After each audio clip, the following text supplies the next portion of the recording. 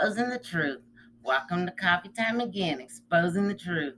Dale at the microphone, the show that demonstrates how history repeats itself. He digs into the past, shows what happens, and how it is happening now. Follow the path of history to where it goes, then relate it to today to reveal the connections. The culture that forgets its history has no future.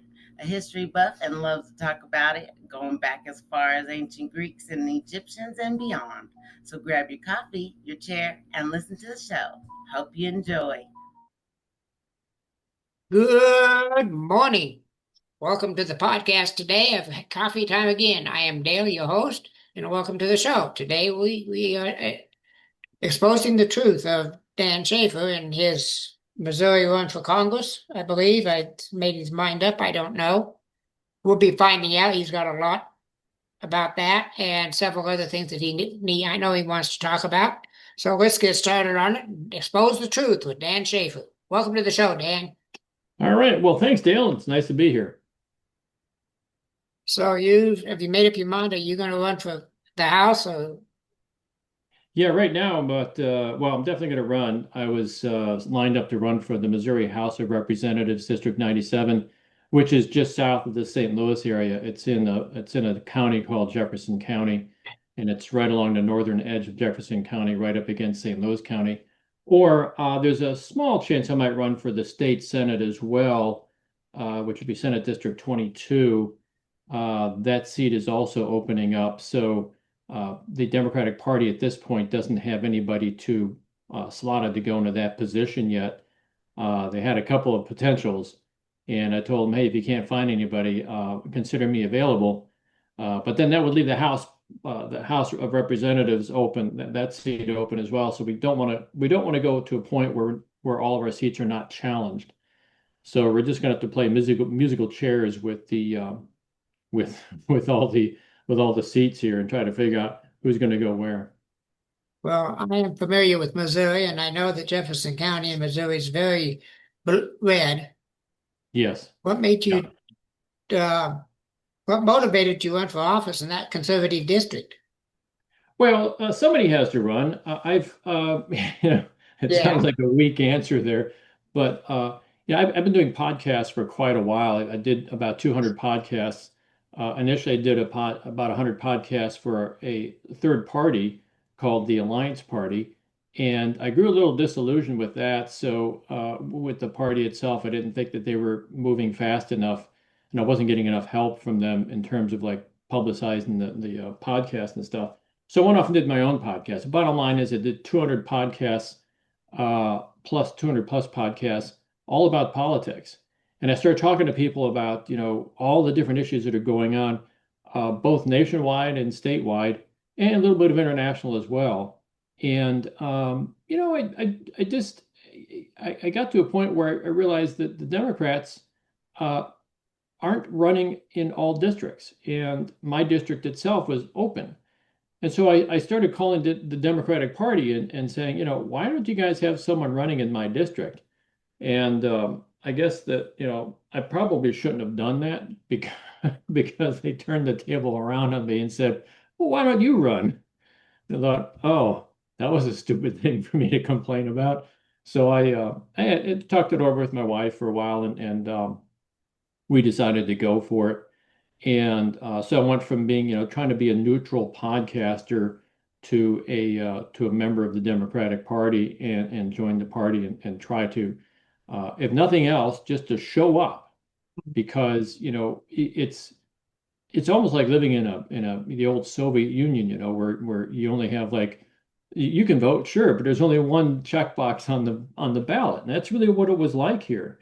So now giving people a choice. And you're right about Jefferson County. It is pretty red. The northern part of it borders on the St. Louis metropolitan area, which tends to be a lot more blue. So in terms of all the other seats in Jefferson County, the one I ran for got the highest percentage, just slightly over 35% of the vote, which isn't too bad for the first time out there, and just me being a guy that didn't know what he was doing. Mm-hmm. So So yeah, it was for competitive reasons, but we can get into the politics of it as well. Missouri, as you know, is deep red.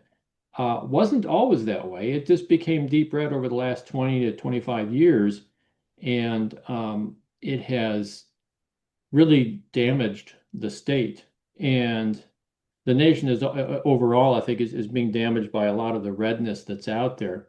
Um, and what I mean by damaging the state, we've had at least 10 rural hospitals close over the last 10 years. Mm. Um, we've had the people of Missouri have had to fight to get Medicaid expansion in the state.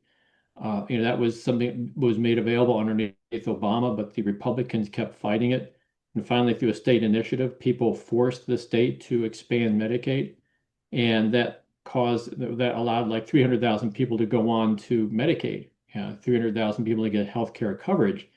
And I have a lot of personal reasons for wanting that to happen. But the Republicans have fought it every step of the way, and right now they're trying to do things like revector, or I should say, redirect public money from public schools into private schools to help subsidize people who are already rich enough to send their kids to private schools. So this is these things really, I think, are very upsetting to a guy like me. And I'm not going to sit here and extol the virtues of the Democratic Party. They certainly have their problems as well. And we can talk about that a little bit. But we need an alternative. We need a different approach to politics. I totally agree with that, and I agree with the. In fact, I just read a little while ago that the Supreme Court turned down Oklahoma's bid to do that with private Yeah. schools. Yeah, I heard that Amy Coney Barrett had recused herself from that case. I Yeah, just saw the headlines of it. I didn't read I didn't details. say here, but they blocked it, what I read, Yeah. for that happening. And I think it's a good idea because I agree with you. Private school needs to stay private. Public school needs to be. But then I'm also a fan of getting rid of the Department of Education. The next question is Yeah. really close to my heart, and that's your reproductive rights playing out in Missouri now that ballot Amendment 3 Yeah. is on the ballot. What is Amendment 3 specifically? Well, Amendment 3 came up last November. Missouri voted on it, and it was driven by a initiative petition. There are only 26 states in the union have the initiative petition, and what that says is that people can get together, petition their government, and put issues on the ballot. The issues can either be statutory, in other words, it changes the law, or it can be constitutional, which becomes an amendment and changes amends the Constitution. So Amendment 3 was an amendment. It changed the Constitution. Missouri, if you recall, was the very first state, right after Roe v. Wade was repealed, was the very first state to make abortion illegal. And they did it within hours because of what they call trigger laws. So a petition drive was done. And as you can imagine, since Republicans are in control they have a supermajority, the House and the Senate. They are in control of the governorship. They fought it every step of the way. Well, the initiative passed with a significant majority, and which is really bizarre because you'd think, okay, Missouri is deep red, they're conservative, they're Republican. Not really. They're not conservative. They're actually pretty progressive. We can cite other issues that support that argument as well. So Missouri passed Amendment 3. And abortion is now illegal. Now, I hate to say abortion. I really rather frame it as women's reproductive rights because it involves more than just abortion. So, of course, the state legislature, that wasn't good enough for them. So they went out and wrote some statutory laws. One of them, which was, I believe, was SB 22, which we call it the Let Politicians Lie law, which says that the politicians can basically determine the wording that goes on to ballot initiatives.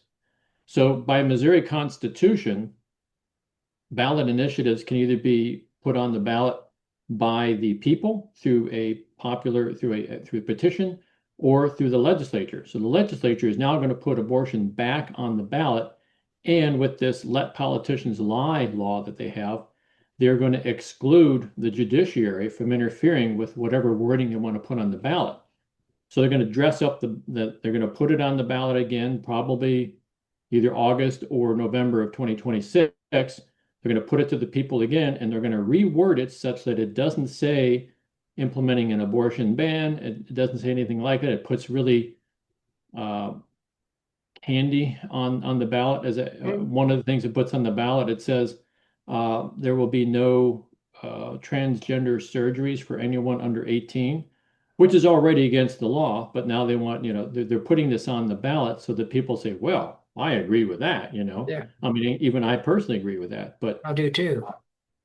right. But it's so they do this trick. They've done this in the past. They've taken initiatives that people have done, even constitutional initiatives, and backed them out using this backhanded method of lying on the ballot. And so that's what they're up against again. And this is yet another indication here. But this is one of the two places where Missouri specifically voted on things last November, and the legislature is backing it out. Another thing was a minimum wage law that provided a minimum wage that got up to, I believe, was $15 an hour by 2026, and then adjusts with inflation afterwards. And then also something called earned sick leave, where people can get sick leave after every 30 hours. I think they get 1 hour of sick leave. Well, that was not a constitutional amendment. That was a statutory change that the people had voted for, and the legislature already backed it out. They already got rid of it because their rich buddies and lobbyists and so on, the contributors to their campaigns, asked them to do that. So those are two instances where the Missouri legislature, again, going against the popular vote of Missourians and rewriting our laws. Yeah. Well, I personally do not approve of any abortions. Yeah. Yeah, it's an interesting topic because it's very controversial, of course. And I've had there's this thing called Abortion Action Missouri, AAM. And when I was running last year, they reached out to me and said, we would like you to, sign up with us and become active. And we would like you to not to use the word abortion as much as possible. I says, why would you want me to do that? He says, we want to try to normalize the word.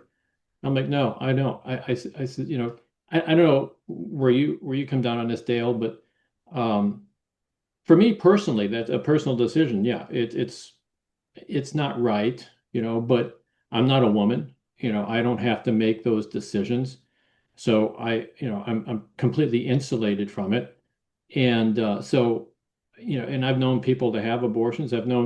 I met a woman last year who was, when I was out there knocking on doors, a young lady who was violated. And as a result, she was pregnant. And she believed so much in the sanctity of life that she had that child and had it adopted. And, I said, you're a hero in my book, because this is something that you have a solid belief and you stuck with it. But I can't force that belief on other people. And I don't know what all the conditions are out there under which women, become pregnant. And so who am I to make that decision? What I think is a bigger issue here is the government has to learn how to trust its citizens, has to learn, what allows citizens to make the decisions themselves rather than trying to make the decisions for them. And you will notice in Missouri, especially, the people really pushing for anti-abortion are men. And it's, I sort of understand it, but I don't understand it, because it's easy for us to be, moral, or take the moral high ground, or whatever it is we think we're doing. But the end result is we don't know every single situation out there. And we don't know the situation under which women become pregnant. It could be horrific situations. It could be life-threatening. We don't know. But I think what we do need to do is trust the people. Trust the people to make the right decision, make the decision that's right for them. And that's, once the government starts losing trust in its people, hey, it's a two-way street. People start losing trust in the government too. Yeah, So yeah. the Republicans speak about having less government, but they want more government when it comes to implementing the policies that they want. That's Well, when they want yeah. more government. So I don't accept that. Yeah, they want less government, but only to a certain point of where they, What they yeah, want. Yeah. don't interfere with, not my backyard philosophy. Yeah. Yeah. I mean, it's like, yeah, we're sure we trust the voting as long as you vote our way. Yeah, I mean, like, the Orange Palpatine said that last year is like, no, we don't trust voting. He was hedging his bets, right? He was saying, the voting might be rigged, blah, blah, blah. Of course, then after he won, and I believe it was a legitimate win, after he won, that that thing, the whole discussion about the votes being rigged, yeah. that kind of disappeared pretty quickly.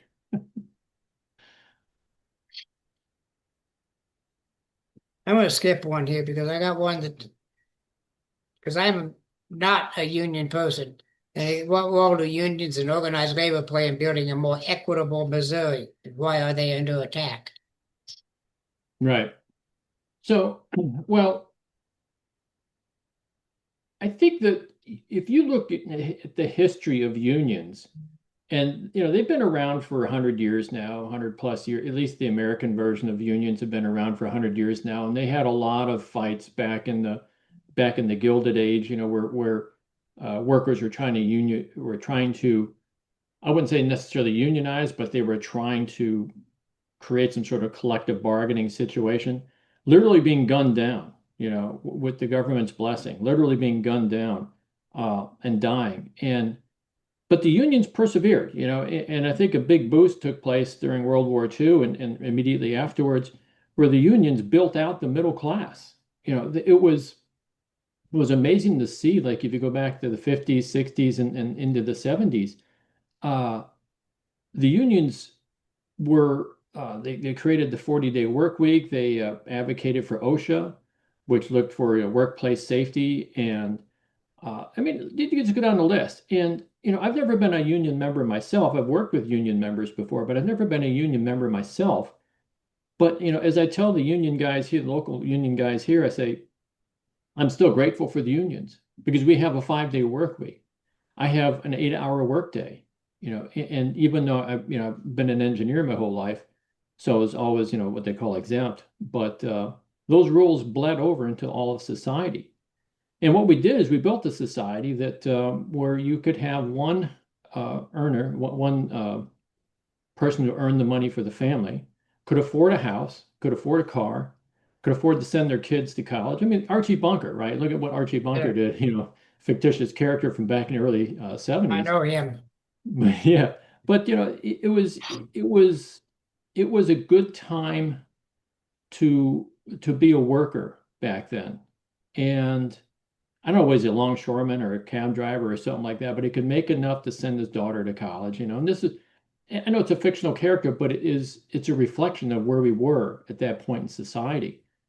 And nowadays, unions are under attack. And I think a lot of it started when Ronald Reagan took office. You were around back then, so was I. The first thing he did was fire the air traffic controllers. Yep. And that started well, it really didn't start. I think it started before Reagan, but that really was a linchpin in the road to marginalizing unions. And so now we see union membership has been cut in half from Mhm. like 1980, has been cut in half. And I talked to a lot of guys out here who are not part of unions. They don't see the need to join a union, even though they're like electricians or whatever. But still, they say if it comes down to it, I'll join a union. But look what happens when Amazon tries to unionize. Yeah. Look at what happens when Starbucks tries to unionize. Amazon would have these private meetings where they'll call everybody into these private meetings, all the working people into these meetings, hold them captive, and give them all kinds of propaganda. Mhm. And this is we're going back to the Gilded Age, really. We're going back to the late 1800s, where this is it's going to get bad. and workers' rights are being attacked at this point.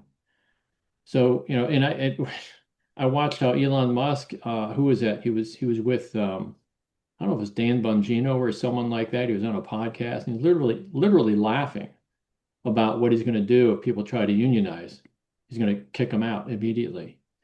And this is like the richest guy in the world. What does he care if the people unionize? I mean, he's got so much money, he could, give significant raises to all the people that work for him, but he won't, because that's not what he does. So Yeah. that's where we're at. That's right. Yeah, I had a run-in with the union back in '68. Hmm. I went to California to look for a job, and the first thing they told me is, well, you got to join the union. I said, okay. So I went down and paid the $50 fee. And they said, you can't look for a job while on strike. Yeah, right. Why didn't they tell me that before I paid the $50? Yeah, yeah. So I had that kind of turned me off a little bit. Yeah, I did a podcast on unions, and it was Yeah, a very bloody mess. yeah, I get it. It goes clear back to the 1700s, actually. Yeah. Started 200 years here in the United States. Yeah. Well, workers have always been the ones that make the machine go, right? Yeah. Without them, Yeah, I totally nothing agree. moves. But I also agree too that unions, you've seen corruption in unions. You've seen, with Jimmy Hoffa, he brought the mob into like the Teamsters and such. I don't know the full history there, but you've seen corruption, you've seen abuse take place. And yeah, like any organization that's man-made, it's going to fall prey to Yes. people with less than virtuous motivations, and that has to be handled as well. And that's the National Labor Relations Board, NLRB, which would be tasked with overseeing that stuff. Of course, now they're being defunded by the Trump administration. The NLRB has been very useful in some cases, and in some cases have been abuse, Yeah, in my opinion. But that's just government. yeah. You gotta look at the big picture, though. I believe, you can't be totally naive walking into this thing. You got to look at the big picture, because name any organization where there's more than one guy in it, I guarantee you there's going to be some level of corruption taking place. Yes. But it has to, it's all it has to be all put into context. You've written an article, Moral Certainty and Political Blindness. What does it mean in a time when so many voters question the direction of our country? You have to go back and really review that article. I wrote it quite some time ago, and I've challenged myself to write an article every single workday or every single Monday through Friday. But I think that what I was getting at in that article, if I recall correctly, was you can have a certain degree of moral certainty with what you do, but sometimes it blinds you to the politics of going on around you. I'd actually, I have to confess and go back and look at that, but I believe that's what I was getting to. But so many voters do question the direction of our country, and I think, to give you more of my personal feeling here, rather than paraphrasing the article, but when people question the direction of our country, we look at where our country is going in terms of, is it going down a religious path, or is it going down a path that supports we the people? And the two are, for the most part, mutually exclusive. And the reason why I say that is, I mean, if you look at what the actual Bible says, take a look at, I mean, I always like to pick on this one, Matthew 25. I believe that's the verse where he says, where basically Jesus says, what you've done for the least of my brothers, you've done for me. Yes. And he cites specific examples of, when I was hungry, you fed me. When I was naked, you clothed me. When I was homeless, you gave me a place to sleep. When I was in prison, you visited me, and so on. And where is that in our society today when we deal with people who are running from governments that are persecuting them? They come into this country, and the first thing that the current administration wants to do is send them out of the country, and not just send them out, but send them to a prison in another country. And this is, and they do so with a sense of moral righteousness. And a lot of people get behind them. And you see a lot of evangelistic people will get behind that. And I don't see the connection there between the morality that's being preached in the Bible and the so-called, and I'll put it in air quotes here, the morality of sending people away. And there's this, and the thing about religion is it gives you a sense of moral righteousness no matter what you do. Right. And I've seen this play out so many times in the public sphere, and it's very heartbreaking. It's just very heartbreaking to see that. So I think that the moral certainty can be a poison, because it can give you a sense of false righteousness. You can look back at slavery in this country, which was pretty normalized back during the forming of our country. And they felt certainly moral righteousness in that. Oh, slavery's in the Bible. Yeah, it's in the Bible, but the Bible doesn't say enslave your fellow man. So that moral certainty can really be a showstopper for me in a lot of cases. Yeah, I can see what you're saying there. You're right about that. Is Matthew 25. Yeah. I'm familiar with that phrase. What do people often misunderstand about politics in rural or red areas like Jefferson County? Oh, yeah. So,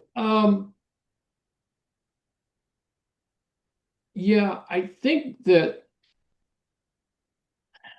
to think about this one a little bit. What do people often misunderstand about politics in rural or red areas like Jefferson County?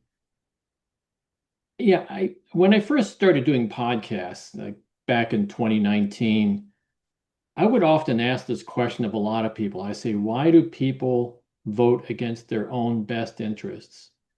Because you get people in Missouri would often vote for Republicans, and under the Republican administrations here in Missouri, you see schools being defunded. This is long before the topic of school choice came up. Schools being defunded, rural hospitals closing. And I think that there's this disconnect where people say, yes, we are progressive. Missouri, when given an opportunity to vote on issues, they always vote progressive. They voted for something called Clean Missouri, which was supposed to clean up all of the gerrymandering taking place in Missouri. That, again, was backed out by the legislature, which was just another horror story. People continuously vote against right to work. We want to be a union strong state, yet the legislature keeps putting it on the ballot. Most recently, a guy by the name of Jason Bean, who is the senator from Southeast Missouri down in the Boot Heel area, wanted to put right to work back on the ballot on a county by county basis. And they voted against Medicaid expansion. They put that off as long as they could. And so I should say they being the Republican Party, but the progressive mindset in Missouri with initiative petitions and so on want these things, and yet they keep voting for people that work against them.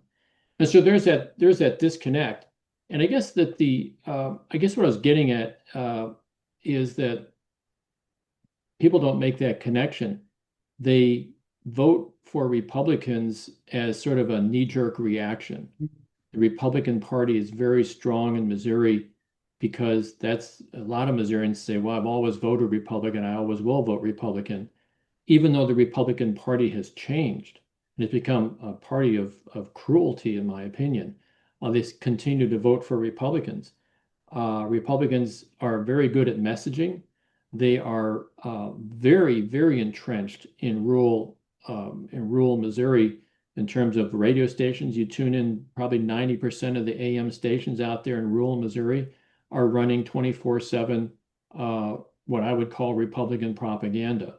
They're running, the shows like all the Rush Limbaugh wannabes out there that Yeah. and this really becomes their only means of understanding politics, and they never get the other side. They watch Fox Entertainment. Other people call it Fox News. I call it Fox Entertainment, and it fills their mind with things, and they say, "Yeah, this is right thing to do." So they vote for them. They vote for the person, but they also have a progressive side to them that always votes progressive. And so the two parts need to come together. And again, I'm not going to make angels out of Democrats. I think a lot of times Democrats have worked against the people as well. But that when these popular things are being voted for by people in rural areas, these progressive things are being voted for by rural areas, and just being undone by the people that they vote for, it becomes difficult to understand how that happens, how to get your mind around that. Yeah. I've seen years ago an article, I don't remember it real well, but it said the reason they keep re-electing their senator and representative is because they're good, but yours are bad. Yeah, yeah. Mine's great, yours are bad. And that's the reason they keep re-electing these people to 30, 40-year terms. And I'm totally against that. I'm a big fan of term limits. Right.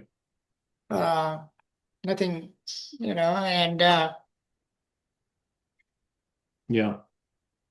Well, term limits is a really good discussion, because I have to admit I'm sort of ambivalent about it. In some ways, I support it. In other ways, I don't.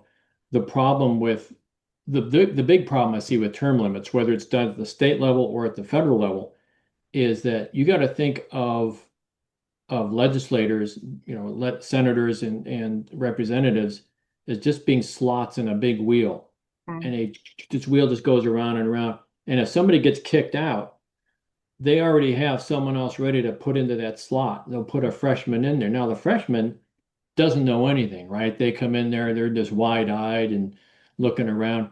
Well, who has the most experience in that situation? The lobbyists. Because the lobbyists don't get kicked out. There's no term limits on lobbyists. And this is what happens in Missouri. We have term limits. You can serve 8 years in the House of Representatives and 8 years in the Senate, and that's it. And so, it just becomes a situation where you always have a crop of new people coming in. Every election. At least 25% of the people are new. And they come in and they gravitate toward those lobbyists, because the lobbyists have been there for 20, 30, 40 years, and they know how the game is played. And the lobbyists know a lot. I mean, they're useful in many regards, but they can be very manipulative, especially for a newcomer. And so that's the bad part about term limits on our legislators. The good part is that you do get new blood in there. You get rid of the old senators and representatives that have been there forever, the Mitch McConnells and so on, and even the Nancy Pelosi's, Barbara Boxer from out in California too. I mean, she literally died in office, right? She was just so old she could hardly even pay attention to what was going on anymore. But there's got to be some limit on the other end as well. And I'm not really sure how to solve that equation, but I don't go into this situation blindly and say, yeah, we need term limits, because I think it gives a lot more power to the lobbyists. My opinion of lobbyist is very poor. Yeah, mine too. I've been to Jefferson City, which is the capital of Missouri, and I've visited my senator's office and my representative's office, including the guy I ran against last time, and he's pretty cool. I mean, he's Republican, and he votes almost 100% against the way I want to, but on a personal level, he's pretty respectful toward me, and I'm pretty respectful toward him. But while I'm in their offices, I'm looking around and I'm seeing all these guys in suits and ties just waiting to get in there, just waiting to jump in. As soon as I'm out, they're going to jump in there and start talking to my representative. And I'm like, they're not talking so much to the citizens. I'm a citizen. I go in there with a few other people. We chat for a while, and they're very gracious with their time. But as soon as we're out of there, boink, you got these guys lined up out the door with their Yep. with suits and ties on, and they're ready to go. Mhm. And these guys, they don't just come in there asking for, favors as constituents. They're not even constituents. But what they have the money. Yeah, They come in there with the money. So who is the congressman going to pay attention to? Going to pay got the attention to the money. lobbyists. Yeah, that's where Yeah. the money's coming from. My Exactly. main problem with term limits, other than the fact I don't like them, is that they keep thinking about re-election. Like House of Representatives, you got 2 years, then you got to Right. be elected. So that Yeah. first year you can work, the second year you do re-election stuff. Yeah, yeah. That's my problem with that. Yeah, that's a real problem. 2 years is not enough to get a lot done, in my No, opinion. You have to, as soon as you get into, you're working your reelection campaign, right.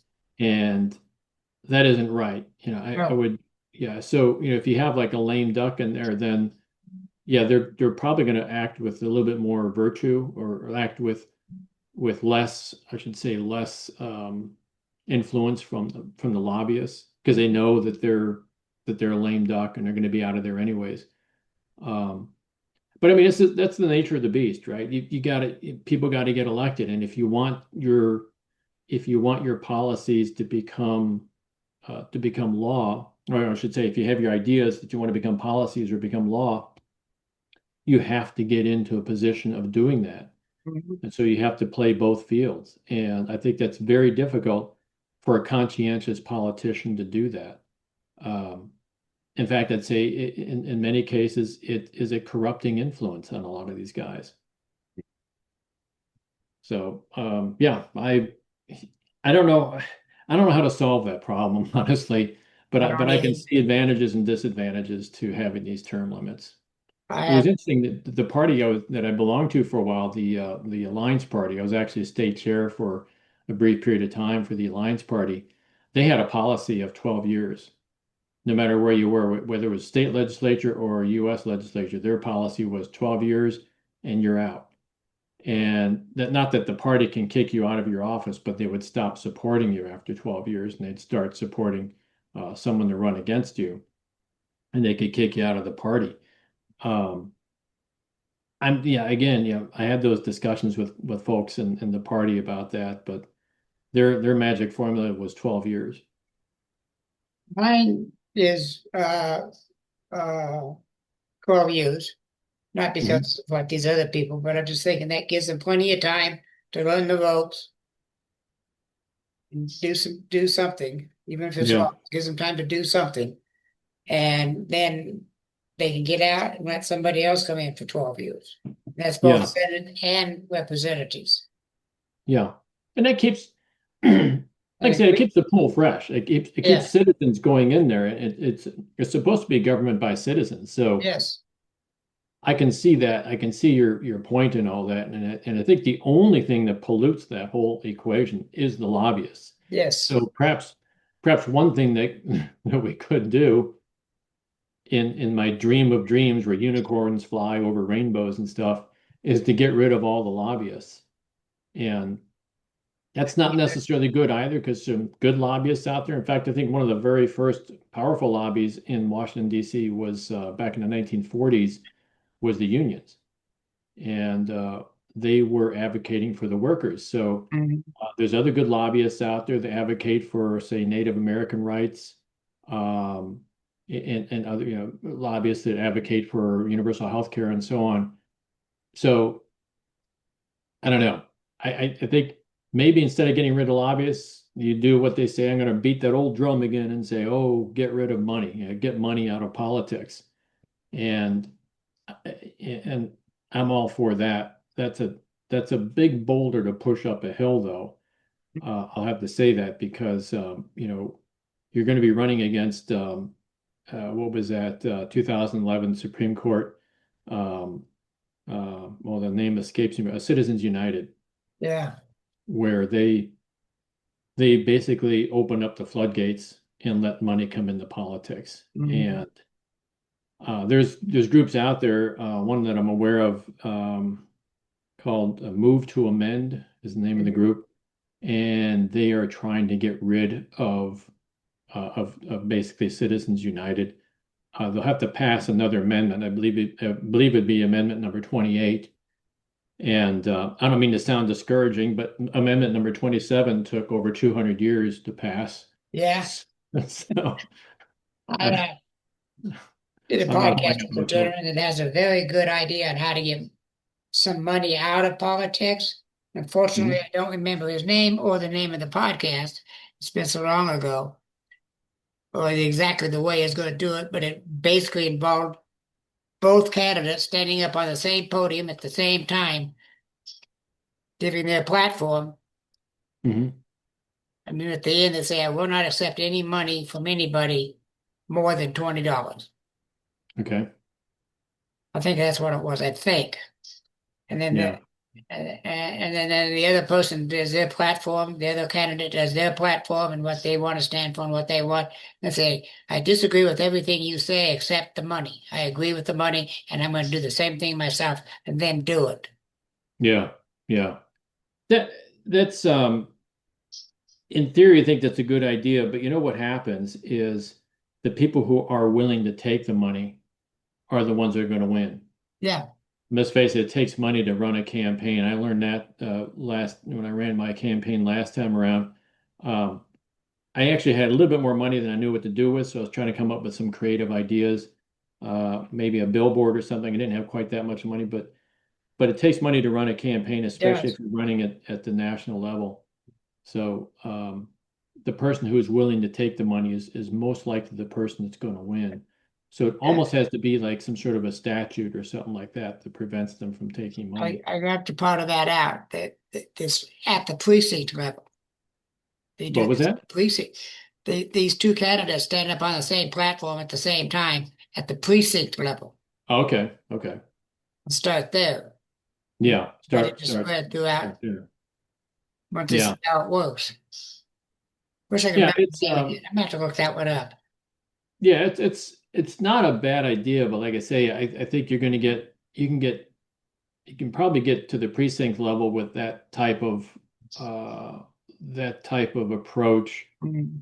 I'm not so sure, again, like when you get up to like the state level or up to the US congressional level, I think it needs something with more behind, needs something more behind it. Yeah, I'm not sure. And the funny thing is, if you ever look at opensecrets.com or I think it's opensecret.org, I think it is. I don't know if you ever looked at that website, but Oh, they yeah. list out all of the campaign contributions that they can find. Oh, Because yeah. there's a lot of dark money they can't track down, but the stuff they can track down, they will do it. Missouri, the state of Missouri actually does it as well. They have their own way of doing it, but it's a pretty good deal. But what you find out when you look at some of these numbers is that the same companies are donating to both candidates, both Mhm. Republican and Democrat. Yeah, I noticed But that. yeah, so they're kind of hedging their bets, Yeah, like they are.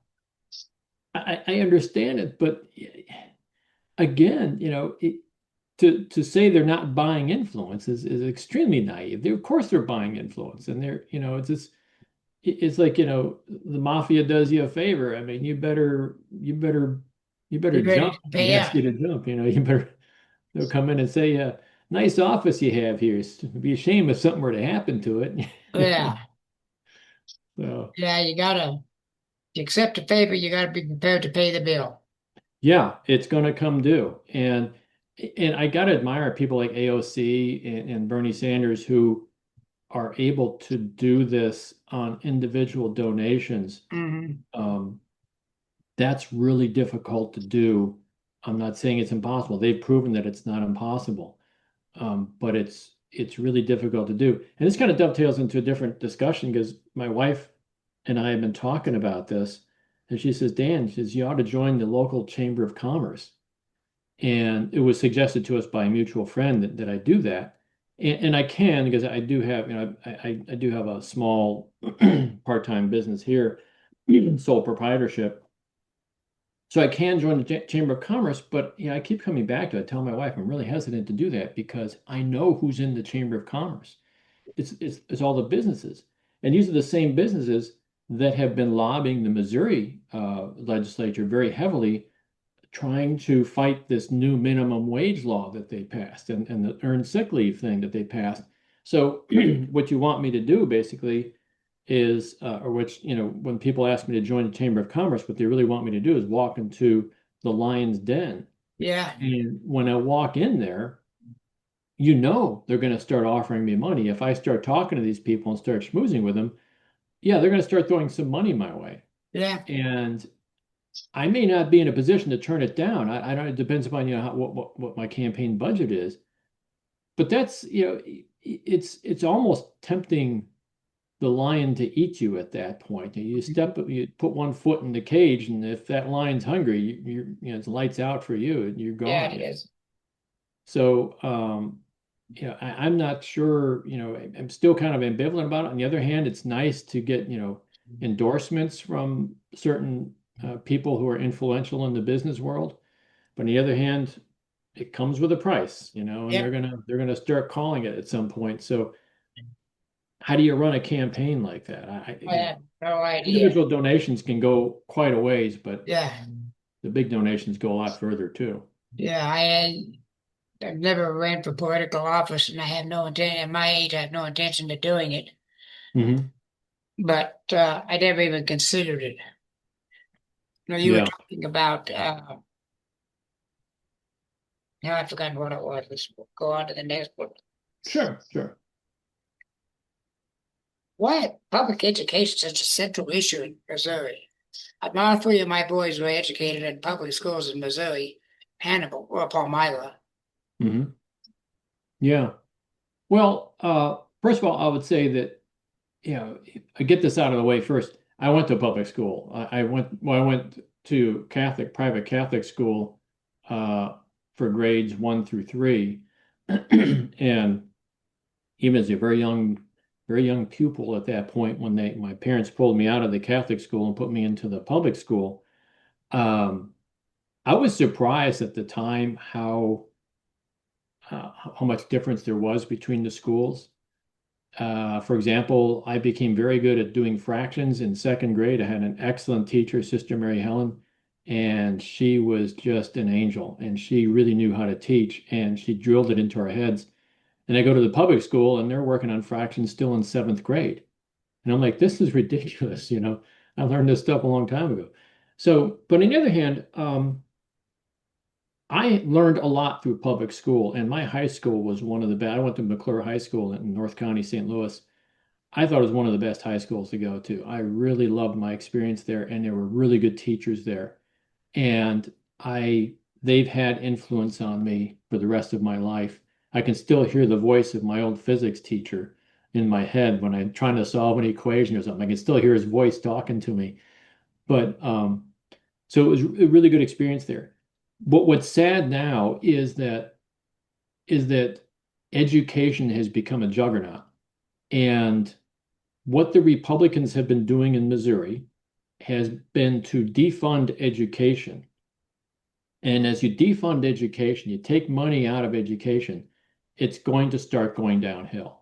Yes. And when that happens, then the Republicans point to the public schools and say, see, they're failing. What they don't tell you is that Missouri starting salary for Missouri teachers is like the second lowest in the nation.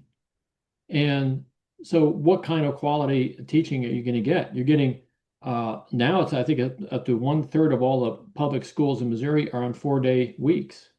So if the teachers have an extra day off to run another job or do whatever it is they need to do. So that's the whole that was step one for the Republicans was to defund the schools. Step two is say, see, they're doing a horrible job. We need school choice. We need to put kids. We need to give more money to the private schools. Well, who goes to the private schools when the private schools cost $12,000 a year per student? Who's paying that? It's not the guy, working as an electrician down the street here. No. He doesn't have $12,000. He might have 3 or 4 kids. He doesn't have, that much money to send his kid to private school. he's got to save up for their college, right? So he doesn't have a choice. And so what Missouri wants to do is subsidize. They don't want to pay for a private school. They want to subsidize it. So give maybe a $6,000 a year per pupil reimbursement to people who are sending their kids to private school. It still doesn't help the electrician down their street. He still No. can't say, even to cut the cost in half, he still can't afford it. Oh, So what happens, it takes money out of the private school, or out of the public schools, and puts them into the private schools. And they're doing that in so many different ways in Missouri. It's not just an overt sort of like we're taking this money out and putting it into private schools. What they will do is they'll give what they call tax credits. I don't know if you know how credits work in taxes, but basically, if you have, say, a credit, you can take, let's say you owe the state $1,000, you can take $500. If you get like 50% credit, you can take $500 and put that into a school, a private school or whatever, into a Yeah. school fund and get the full credit for that $500. So in other words, you're basically taking $500 upstream of it going into the general fund of Missouri. You're redirecting it upstream into a private school institution. So they're doing that in Missouri. And next is going to be vouchers, which a lot of other states have tried as well. So they're doing a lot of underhanded ways of taking public money out of schools and putting them into private schools. Now, I'd have to say private schools have been around since the early 1800s. It was started off as an experimentation a district in Massachusetts, and it spread from there. The important thing to remember is that everything you have, I got my cell phone right here, right? Yeah. Where did this cell phone come from? Who designed it? Who built this thing? Well, okay, it was built in China, right? Yeah. But where are the engineers that designed this thing? And where did they get their basic education from? The public schools. For largest part of America's innovation comes from public education. It was a winning formula that was discovered in Massachusetts 200 years ago. And it's spread and it's brought us what we have today. Not just cell phones, but electricity, the automobile, everything you use today. So we're basically forsaking all of that. For what? To help rich people send their kids to school? I don't get it. I don't So get I, it either, and I'm I'm not in totally favor against of it. it. What's that? I'm not in favor of If that either, yeah. I don't like the idea at all. Yeah, I get you. So that's where I'm coming from there, and that's why I have such a big thing about public education. Of course, oh, go ahead. My first thing we need to do is give public schools back to the public. Yes. Get rid of the Department of Education. Just Well, here's a question I have to ask you though. I mean, I can't really comment on the Department of Education, but in general, when people say parental rights in school, I really have to ask them, how many school board meetings have you attended? How many school board members do you even know? Do you even know who your school board representative is? Have you talked to that person? No. Do you go to the parent teacher meetings every time they have the meetings? Do you go meet the teachers of your kids? And across the board, a majority will say no. And I ask you a question: do you even will you even step up and maybe even run for the school board? Because when it comes to education, you can't get any more democratic than that. The school board is run by the community. It's not run by some corporation. But if you go into Missouri here and you find people say, "Oh, let's go to charter schools." Charter schools are run by corporations. How can you get a seat on that corporation? If you have a whole lot of money, yeah, buy a bunch of stock in the corporation. Maybe they give you a seat or you get elected to it somehow. But they're not going to listen to you. Private schools are run by corporations as well. They're not going to listen to you. no, they don't. So, I don't understand why people want to forsake this beautiful system that's been built up over 200 years and throw it away for parental choice. You're putting yourself in a position where parents don't have a choice anymore. So what's the point of that? I went to Catholic school the first and second grade, and I left Catholic school when I kicked the nun in the shed with steel-toed boots. That was my last day of Catholic school, and I went back to public, and I was public the rest of my life. You know, my school years. Yeah. And the Oh, school, yeah. high school I went to was a great high school, but it was small. It was Mhm. 65 or 66 students in sixth grade through seniors.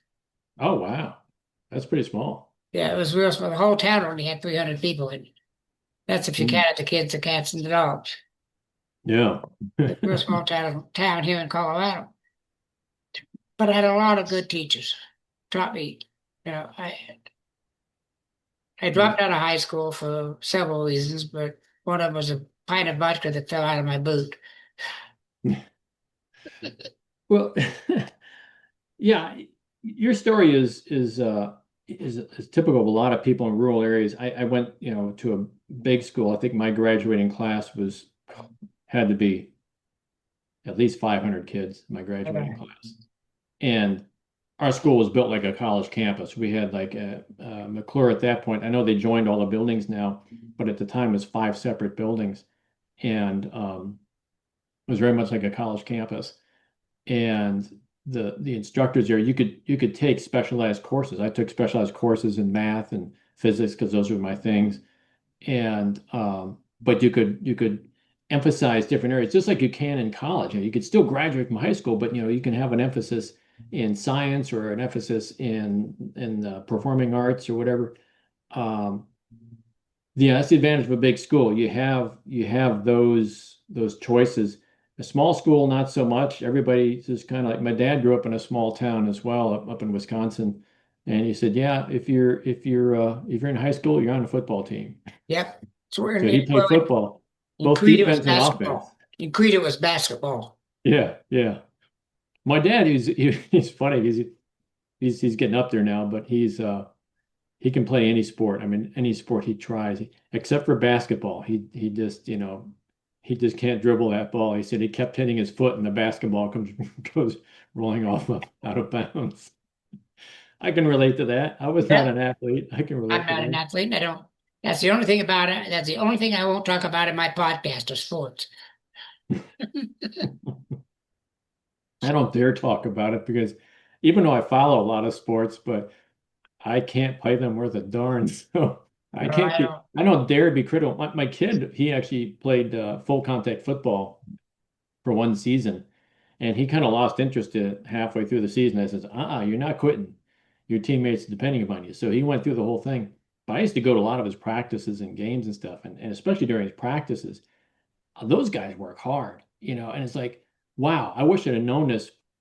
I was back in high school because we had all these jocks running around with their leather jackets on and Yeah. stuff on the football team. I probably should have had a lot more respect for those guys because, man, it is not easy what they do. It is not easy at all. And I can see why I never played sports because there's no way I could last through something like that. No, none of my sons played sports. I think my oldest boy played basketball for a while. Hmm. Again, he's 6'1", so Yeah, yeah. I tried it. I tried it one time. We had a really good team. We actually took state a couple of years when I was there. McClure did, and so I got on, trying to get on varsity. Mhm. Uh, I have so many horror Yeah. stories about what happened, but a lot of times guys go up for the shot, right? And they're gonna put it in the basket. So I'm up there with the guy. I'm running down toward the basket. He's taking a shot. He's gonna jump up and take a shot at it, but at the last instant he realizes he can't make it for whatever reason. So he does what most basketball players do. He passes it off to his teammate, right? Well, I was his teammate at the time. I'm running up there looking at the basket because I'm going for the rebound, right? And all of a sudden, bam, I get hit in the side of the face with the basketball because he's trying to pass it to me. I'm like, okay, that's it. I can't play this game. No way. I just can't do it. I know the feeling. Yeah. Well, so much enough of my war stories, huh? Yeah, mine too. What gives you the confidence to run again in 2026? What's different this time? Well, 2026 is going to be different. I think that people are starting to wake up and realize what's going on, at least at the national level and also at the state level, how much they're being marginalized by the Republicans Republican Party. And I'm not saying this is enough to put me over the top, but people are beginning to wake up and see what's going on. And I think the Republicans, unless they change course, I don't see them changing course anytime soon. Just this morning, as a matter of fact, they passed the one big beautiful bill out of the House of Republicans, from what I understand. Yeah. That's going to shut down a lot of hospitals here in Missouri. It's going to put Missouri in Put a a few out jam. in Colorado too. Yeah, it's Missouri's in a special jam because they passed an amendment to fund Medicaid expansion, Mhm. fully fund it, whether or not they get the federal dollars to do it. So this is going to put Missouri in a huge jam. But so people are going to start seeing this, and they're going to start seeing what their votes really mean, and the Yeah. consequences of their votes. So um, I'm not relying entirely on that. I'm going to come back to it with more experience this time. People are going to know me a little bit more. Um, I think I'm going to be a much more familiar face. Will I get more than 35%? I'm hoping so. I think so. Will it be enough to put me over the top? I don't know. But also the incumbent, he's going to stop running for the Missouri House, and he's going to try to run for the Missouri Senate. Oh, so you're gonna have And a seat. yeah, he's pardon me? You're gonna have an open seat. Yeah, it's an open seat. And the other guy that I know of that's running is a guy by the name of Dave Robertson. Probably shouldn't put his stuff up here because it might be advertising for him. But I've met with him on several occasions, and yeah, I'm pretty confident that he's got the Fox Entertainment talking points down really well. Yeah. But when you push him on it and say, okay, well, what about, he talks about education, CRT, DEI, woke Oh, culture. He's got this right in his pamphlet right here, and I'm saying, you can't even define these things. Come on, tell me what these things are. And they're yeah, the dangerous opposite is of what they are. DEI is what's that? They're dangerous is what they are. Yeah, it's and I think people are going to start seeing these buzzwords like, what is DEI? Why are you guys so against it? Why are you firing all these people from the federal government because they're woke or something like that? What they're really doing is just firing all the people that are not white. And they're leaving the incompetent ones in there, but that's a whole different story. But I pushed him on a lot of these things. I pushed him on school. I pushed him on healthcare. I pushed him on uh, election integrity and so on. And he's got nothing behind it. Now, he's probably going to listen to this podcast and say, well, now I know what Dan's going to do.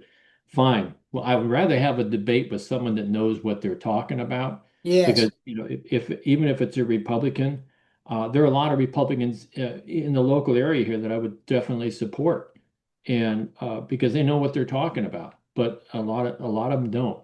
And those Mm, are the ones I run against. So my opponent in the last election, Mr. David Castile is his name. Yeah, I think he's got a pretty good idea of what he's doing. He's not doing the thing I want him to do, but I think he's a lot yeah. smarter than most people, and probably has a lot of stuff figured out.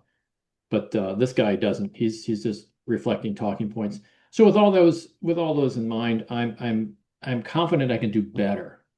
Put it that way. Well, while I'm thinking about it, because I'm liable to forget it, if you need to run a campaign ad on my show, let's go ahead and do it. Just let me know. Oh, perfect. Yeah. I would love that. Yeah, haven't uh, I haven't officially started my campaign yet, so I'm Yeah. not taking any donations. So, there's a lot of rules in Missouri that you have to follow when you're campaigning and when you declare your campaign, and how you Okay. handle the money and so Right. on. Yeah. I had to learn that the hard way last year too. So, I'm being very careful about saying, okay, I'm going to run. I consider myself a candidate, but I'm not putting any money into it at this. Well, maybe a little bit of my own money with just buying things here and there, Yeah. um, but nothing that I can't take any donations yet until I officially Yeah. declare it. I'm going to be taking a 3-month hiatus from Okay. May 31st to September 1st. Okay. I'll come back. Right now I'm in Western relaxation under hospice. Oh, okay. Okay. So that's the reason I'm going to be giving up I will do extraordinarily good shows. This Hmm. year's would be one of them. If you want to run it before next year. I'm thinking next year anyway. Okay. And that's all I'm going to do. I'm not going to have a very scheduled podcast or anything. I'm just going to take some time off. I've been at this for 5 years now, and I'm getting kind of tired. So It is tough. I know you and I talked offline about this. The 200 plus podcasts I've done yeah, in the past. It's and at that time I was working full time. I lost my job a couple of years ago, so I have a little bit more time, which I've managed to fill up with other stuff. But yeah, it takes about 15 hours, I think, for a 1 hour podcast. It'd take me about 15 hours of preparation. yeah. And, trying to do that with a full-time job, and I'm sure you got other things going on in your life too. Hmm. It's not easy. Some people just think they get on a podcast and they can rap and just do anything. Yeah, you can do that if you have a whole staff behind you doing all your research and giving you all the Yeah, talking points and stuff. But when you got to do it all on your own, that's not it's easy. rough. It's rough. Yeah. So I will, but just let me know. Yeah, of course. Yeah. We'll keep in touch. Definitely keep in Yeah, touch. I got one more question for you though. Sure. How can ordinary people get involved in fighting extremism in state and local government? That's a really good question, because it has many, many answers. There's as many answers as there are people to answer them. But I would say, in general, reach out to the groups around you. If you're a Democrat, or if you feel you're going to vote for Democrats, reach out to your local Democratic reps. If you're Republican, reach out to your local Republican reps. If you are if there's a special issue that you're concerned about, say women's rights or something like that, there are a ton of groups out there. And one thing I've learned about joining several of these groups is that you're not just an anonymous number when you join those groups. They need people and they need your input. And you might have some sort of a vision like, oh, and that means I got to knock on doors. Not necessarily. A lot of times all you have to do is show up and do what you do best. If writing is your thing, you can write material for them. If working on a website is your thing, or doing something creative like artwork for the website or something, they could use anything. Fundraising, organizing. There are many groups out there that are looking for people to help organize. In fact, one of the groups that I looked at recently is called Respect Mo Voters. I don't know if you can see Yeah, that very well. I can see it. They are looking for volunteers right now. I actually volunteered to collect signatures for them, but they need people across the spectrum. They need Yeah, leaders. So, you know, I would say, even if it's just going out there and holding up a sign when you're protesting, it feels great to do that. I tell you, it doesn't feel great when you're standing out in the driving rain and you're freezing your butt off out there, but yeah, which I've done several times. Almost got hit by lightning one time too. But it feels great when you're out there holding up the sign, people driving by you. Yeah, some of them are going to wave with one finger, but most of them wave with all five fingers, and they give you the thumbs up and stuff and honk their horn for you. That feels great. mhm, And there are a lot of places you can go. All you got to do is going online is probably the best place to go.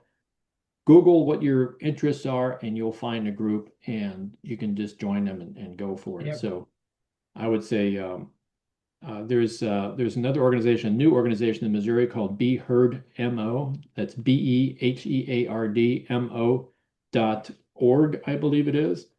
It's a new group. They just started up, and they keep track of events taking place in your town. So go to BeHeardMo.org and click on their events page, and you'll find events taking place all around you. Go to town halls, whatever. I see so many people now. I'm meeting so many people now that are coming out of their shell, and even introverts, even people who admit are introverts, coming out of their shell and saying, "I want to get involved. I Yeah, can't do much, but I want to get involved." I met a guy at one of the protests. He's going to be an MC for some of our town halls coming up, and we met offline, had a beer at a local bar. And he tells me he was a comedian. He was a comedian for like 10 years, and he had the life changes, and he had other things, other challenges. I says, "That's great. You're a comedian." I said, "Man, we need some levity. We need some yeah, levity in what we're doing here. If you can work up a routine for introducing people, not to be disrespectful toward people or tell stupid jokes or something, but they bring the levity to it. So, I mean, even if you're a comedian or a comedian wannabe, you know, there's Yeah, people out there that'll take you. And of Republic course, got the my own same thing here in organization. Colorado. In Colorado, I'm not aware of any local groups in Colorado. I'm not either, but Yeah, but just Google. yeah, I would say if you Google them, you're going to find it's national organizations too, like Move to Amend. If you're against the Citizens United thing, movetoamend.org. That's another one. I belong to uh, Convention of States. Hmm. Convention, the state convention. Well, the Convention of States is Article 5 of the Constitution. Oh, okay, okay. You're talking about like the doing amendments to the Constitution by Correct. convention of states. Yeah, Yeah, it takes 2/3 or three-fourths or something. I don't remember the exact numbers right now, but yeah. I'm a member of that because I very Okay, strongly believe that we need some yeah. work. Yeah, as far as I know, there's never been an amendment that has been done by convention of states. However, I will say this, that oh, I forgot which amendment it was. It was women's suffrage or something along that time period. The states were getting together, creating that convention, and they Yeah, were well on their way to pushing this into the federal into the yep. federal system. And then finally, so the senators and representatives woke up and said, "Okay, we'll take over from here," and they got the amendment That's the through. reason you've never seen that happen is because all of a sudden Congress wakes up to, oh my God, they're going to do that to us if we don't do it first. Right, right. They're going to try to be proactive about it. So, yeah, it's very important to do that. I think Yes. it's a very good organization to join, and yeah, kudos to you. That's something I'm aware of that process within the Yeah. Constitution, but I'm not really aware there was an organization built around it. There's several of them, but the one I belong to is uh, what is the name of it? Um, I don't know. Convention of States dot com. Okay, Visa.com. So okay. Yeah, it's social media has been really good to us yeah, in many ways. It's been very destructive to us, but the good part is that if you are looking for ways to get involved, it is out there. It is yeah. definitely out there, and you can get involved pretty easily. My own website is dan4mo.com. So Dan, the number 4, mo.com, dan4mo.com. Even if you say danformo.com, that works as well. It just redirects to the same page.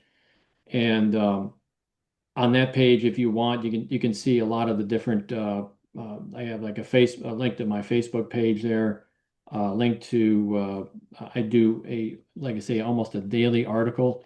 I post either there or on this place called frontlineprogressive.com. Yeah. And you see all my articles and just all my thought processes are just out in Okay. the open for everybody to see. That's fantastic. We're out of time. In fact, we're a little over time, which is all Oh my right God. by me. I got plenty of Okay. room to publish. It's going to take me a while with so much going on, it's going to take me probably 10 days before I get it published. Okay. But I'll let you know when it goes live. And Yeah. Shoot I me an will email. put you, when Mhm. I edit it, right above your head is going to be your website. Okay. So they'll Perfect. Well, see thank it. you. So they'll see it all the way through. They won't have to write it down. They can see it for the full hour. Okay. Great. Well, I appreciate that. Thank you. Yeah, so I'm gonna stop. Don't go away yet. Thank you for listening to the show. There are show notes and a place to comment at https://coffee-time-again.libsyn.com/website. He hopes that you liked what you heard and will tell others about him. Dale is attempting to get a following that both disagrees and agrees with him. He does not want yes men. If you disagree, wonderful. He is happy to have you here as a part of the Coffee Time Again team. Dale does not talk about the news of the day. He is attempting to give a history lesson that is just as important about what is going on in the headlines of today. Please do not hesitate to contact him. Just remember that Dale wants a clean show, meaning no cussing, name calling, yelling, or hate allowed. You can disagree with him and not be disagreeable about it. Support him and help keep this alive. https colon / glow.fm / coffee dash time dash again.